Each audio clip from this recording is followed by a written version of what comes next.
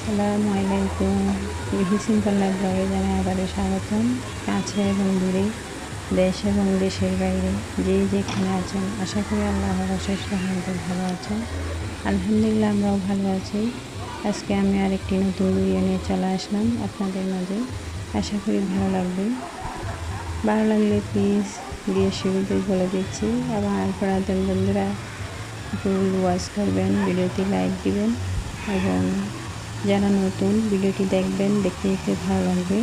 ভালো লাগলে প্লিজ চ্যানেলটি সাবস্ক্রাইব করবেন, লাইক করবেন, শেয়ার করবেন এবং পাশে থাকা বেল আইকনটি বাজিয়ে দেবেন। বেল আইকনের অল অপশন প্রেস করে দেবেন, যাতে আমি নতুন কোনো ভিডিও দেওয়ার সাথে সাথে আপনারা পেয়ে যান। এই তো আজকেও আমি ঘুরতে গিয়েছিলাম গতকাল শুক্রবার। এখান থেকে কিছু ছোট্ট একটা ক্লিপস নিয়ে রাখলাম চ্যানেলে। আসলে সব কিছু তো আর মেমোরি করে রাখা সম্ভব না, তাই চ্যানেলে মেমোরি করে রাখতেছি। এই তো একটু করে করলাম ভিডিও, বেশি করে নাই। মোট ভালো লাগতেছে না আর কি গরমের জন্য। আসলে গরমে কিচ্ছু ভালো লাগতেছে না, কি ভিডিও করবো কিচ্ছু ভালো লাগতেছে না গরমে। এখন এখানে একটা এই সুইমিং পুলের মতো করছে, এখানে হাঁস রাখছে 4টা। এমনি এখানে বাচ্চারা ঘোরাফেরা করে আর কি। এই তো আজকে তেমন কিছু ভিডিওতে রাখি নাই, আমি জাস্ট আমার এই চেইন কীভাবে নিরাপদে পরিষ্কার করে রাখি এই ভিডিওটা করলাম। কারণ স্বর্ণের জিনিস নিয়ে একটা ঘটনা হয়েছিল। আমার যা বাচ্চাদের সামনে এইভাবে একটা বাটিতে এই আংটি রেখেছিল। আংটিগুলো বাচ্চারা তো বুঝে না স্বর্ণ কী জিনিস বা দামি জিনিস বা সস্তা জিনিস কি, এটা তো বুঝে না। ও বাচ্চাটা কী করছে, ফেলে দিছে। তাই আমি আজকে আপনাদের সাথে এই ভিডিওটা শেয়ার করছি। আর প্রতিবারে তো পরিষ্কার করা হয়, তেমন শেয়ার করা হয় না।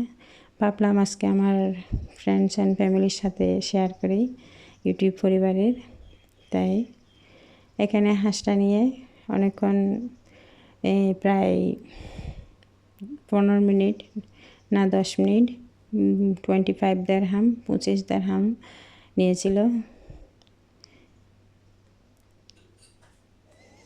এখন আমি ঘর মোছার জন্য পানি নিয়ে নিচ্ছি, তারপর এখানে ডিটারজেন্ট দিয়ে দিচ্ছি, তারপর হচ্ছে ডেটল। এইভাবে যদি ঘর মোছা হয় পিঁপড়া এবং মাছির থেকে একটু রেহাই পাওয়া যায়, এটা শেয়ার করতেছি। আমারও আছে, সবারও আছে, দেখতেছি এই ভিডিওতে দেখি অনেক সময় মাছি দেখা যায়। যদি এইভাবে ঘর মোছা হয় তাহলে মাছির উপদ্রব থেকে বাঁচবেন, মাছি এবং পিঁপড়া থেকে। তাই আমি এভাবেই করে থাকি। এই ভিডিওটাও আপনাদের সাথে রেখেছি, কারণ যদিও কারো উপকারে আসে আর কি, ওইটা মনে করে আর কি। আমার কথার মাঝে যদি কোনো ভুল ত্রুটি হয়ে থাকে প্লিজ আমাকে ক্ষমার দৃষ্টিতে দেখবেন, এটা হচ্ছে আমার অনুরোধ। আর আমার ভিডিওটি কেমন লাগলো, ভালো মন্দ দুটি দিক জানাতে পারেন, যাতে আমি সংশোধন হই পরবর্তী ভিডিও করতে আর কি, পরবর্তী ভিডিও দেওয়ার জন্য সংশোধন হই। এই তো চেনটা দেখেন কি ময়লা হয়েছে, অনেক ময়লা। এখন আমি এটা পরিষ্কার করব। পরিষ্কার করার পর কতটুকু পরিষ্কার হয়েছে ওই ভিডিওটা রাখি নাই, ওই ভিডিওটা পরবর্তী ভিডিওতে দিব। এখানে এরকম একটা এয়ারটাইট বক্স নিয়ে নিছি আমি। তারপর বক্সে আমি গরম পানি দিয়ে দেব, গরম পানি, তারপর ডিটারজেন্ট দিয়ে আমি এটা রেখে দেবো একদিন অথবা 2-4 ঘন্টার জন্য আর কি। তারপর এটা কি হবে, চেনের ভিতর ছোট ছোট ছিদ্র আছে না, ওই ছিদ্র থেকে ময়লা বের হয়ে আসবে, তাড়াতাড়ি পরিষ্কার হয়ে যায়। একটু ব্রাশ করলে তাড়াতাড়ি পরিষ্কার হয়ে যায়, এটা একটা সুবিধা। এখানে আমি ডিটারজেন্ট দিয়ে দিছি, তারপর এখন ঢাকনা লেগে এক জায়গায় রেখে দেবো রেস্টে। আর এরকম করে পানির মধ্যে ঝাঁকা দিলে ওই ময়লাটাগুলা বের হয়ে আসে, নরম হয়ে আর কি। এভাবে রেখে তারপর আলমারির ভিতরে রাখা যায়। কারণ যাদের ছোট বাচ্চা আছে আমাদের মতো, ওদের আবার কোনো দুর্ঘটনা হতে পারে, তাই এই জিনিসটা আমি শেয়ার করলাম ভিডিওটা, যদিও কারো উপকারে আসে আর কি। এখানে আজকে হচ্ছে আমি কারেন্টের এই মোবাইলের চার্জার কর্ড এগুলো একটু ক্লিন করে নিচ্ছি, তাও গরম পানি আর ডিটারজেন্ট দিয়ে। এগুলো মাঝে মাঝে ক্লিন করতে হয়, কারণ কীভাবে জানি ময়লা হয়ে যায়, এত ধুলাবালি, এত পরিষ্কার করার পরেও অনেক ধুলাবালি, এত ধুলাবালি। আরও সাদা জিনিস দেখতে খারাপ লাগে, যদি পরিষ্কার থাকে তাহলে তো সুন্দর সাদা দবদবে। এখানে তো যেখানে যাই সবগুলা সাদা জিনিস, সাদার প্রতি বেশি আকর্ষণ। এই এমনকি ডেলিভারি রুমে, ওটি রুমে, এখানে পর্যন্ত ল্যাব, তার বেডশিট এগুলা পর্যন্ত সাদা। এখানে দেখেন বাচ্চারা ধরতে ধরতে ওয়ালটাকে কীরকম করছে।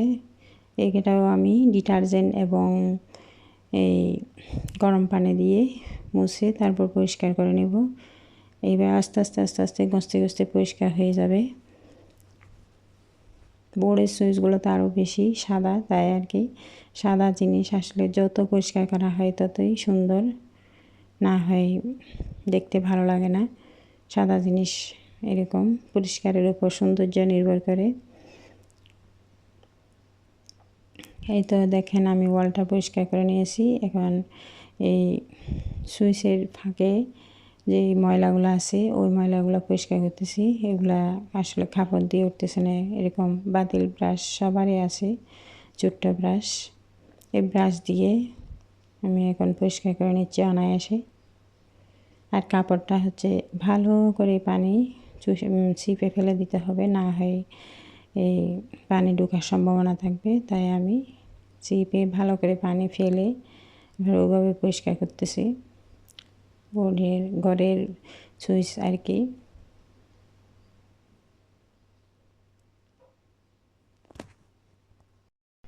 আপনারা যারা আমার পরিবারে আসেন প্লিজ আমাকে কমিউনিটিতে একটু ইঙ্গিত দিবেন, আমার যেতে সহজ হবে। আর আমাকে ভিডিওতে দেন, আমি বুঝলেও তারপরেও কিন্তু যেতে সহজ হয় না, কারণ কমেন্ট বেশি, অনেক কমেন্ট। এতগুলা কমেন্ট পড়ে খুঁজে যাওয়া খুবই কষ্ট, মুশকিল হয়ে পড়ে। এখানে হচ্ছে আমি আলমারিটা পরিষ্কার করে নিচ্ছি, তাও কুসুম গরম পানি তারপর ডিটারজেন্ট দিয়ে। এভাবে যদি আলমারি পরিষ্কার করা হয় খুব পরিষ্কার হয়, সুন্দর হয়। আমি বাড়িতেও আমার এই প্রায় 18 বছর মতো হচ্ছে এই আলমারিটা এখনও নতুনের মতো রয়ে গেছে। ওই আলমারিটাও এইভাবে পরিষ্কার করি আমি। এই তো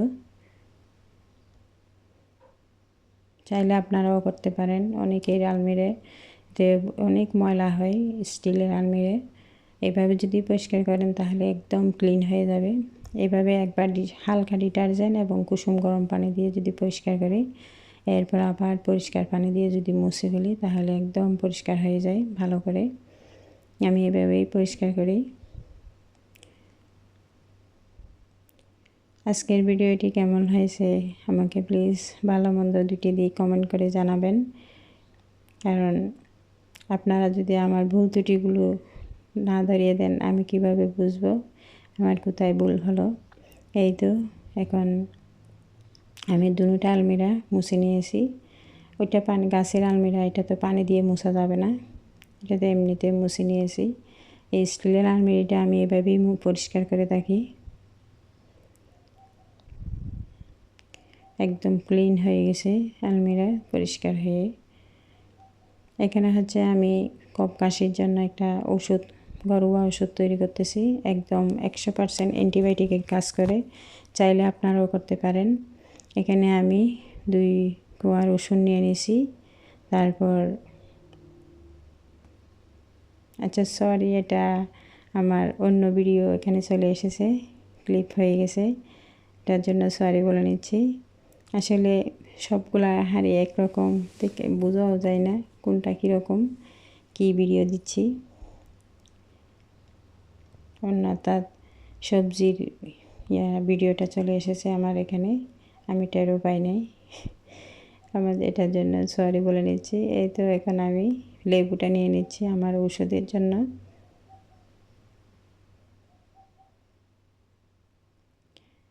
লেবু চিপে তারপর এখানে আমি 2টা রসুন এর কুশ নিয়ে নিব। 2টা রসুনের কুশ নিয়ে এগুলা ভর্তা করে তারপর এই ব্রাউন কালার করে দিয়ে দিব। ব্রাউন কালার করে অর্থাৎ এই তো এখানে সরিষার তেল দিয়ে দিছি। এখানে পরিমাণটা হচ্ছে তেলের চেয়ে লেবুর পরিমাণটা কম হবে, তেল একটু বেশি হবে। এটা আসলে অ্যান্টিবায়োটিকের কাজ করে অনেক। এই তো এখন আমি দিয়ে দিছি। তারপর এটা যখন ব্রাউন কালার হবে চুলাটা অফ করে তারপর আমি লেবু রসটা দিয়ে দিব। তার সাথে সাথে গরম গরম খেয়ে নিব। অর্থাৎ যে যতটুকু গরম সহ্য করতে পারে অতটুকুই দিব। খেতে হবে আর কি, চায়ের মতো আর কি। খেলে কফের জন্য খুবই ভালো। আর যারা ছোটো বাচ্চা তাদেরকে এই মিহি করে রসুনটা দিলে ওরা তো খেতে পারবে। আমার বাচ্চা তো বড় হয়েছে, তাই আমার বাচ্চাকে এইভাবেই দিচ্ছি। এই তো এখানে হচ্ছে বিকালের জন্য আমি চিড়া ভিজিয়ে নিচ্ছি আজকে। আসলে গরমে কী খাবো, ইচ্ছে করে সব সময় ঠান্ডা খাবার খেতে, কিন্তু তো সব সময় কি আর সম্ভব হয়। আজকে হচ্ছে নারকেল, দুধ, কলা, তারপর ঠান্ডা পানি দিয়ে আমি চিড়া তৈরি করব। এই তো চিড়াটা খুবই মজা হয়েছিল। এভাবে চাইলে আপনারাও করতে পারেন। এই গরমের সময় ঠান্ডা খাবার খেতে ভালো লাগে আর কি।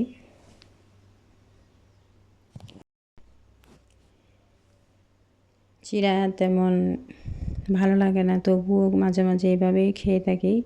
কারণ গরম তো, গরমের সময় আজে বাজে বা তেলের খাবার যদি বেশি খাওয়া হয় তাহলে পেটেরও সমস্যা হয়, গ্যাসেরও সমস্যা হয়, দুই দিক সমস্যা। এক এক সময় এক এক অসুবিধা দেখা দিতে পারে। তাই এইভাবে মাঝে মাঝে আমি চিড়া কাটা করে থাকি। আজকে আপনাদের সাথে শেয়ার করলাম চিড়ার তৈরি। আসলে ক্যামেরার আড়ালে তো অনেক কাজ করা হয়, যদি ক্যামেরাতে যদি এগুলো সব কিছু ক্যামেরাবন্দি করি তাহলে তো অনেক ভিডিওটা অনেক বড় হয়ে যাবে। তাই এই ছোটো ছোটো ক্লিপসগুলো রাখি, যদিও কারো উপকারে আসে এটা চিন্তা করে আর কি। এখানে আমি নারকেল দিয়ে দিছি, এখন কলা দিয়ে দিচ্ছি, চিনিও দিয়ে দিছি।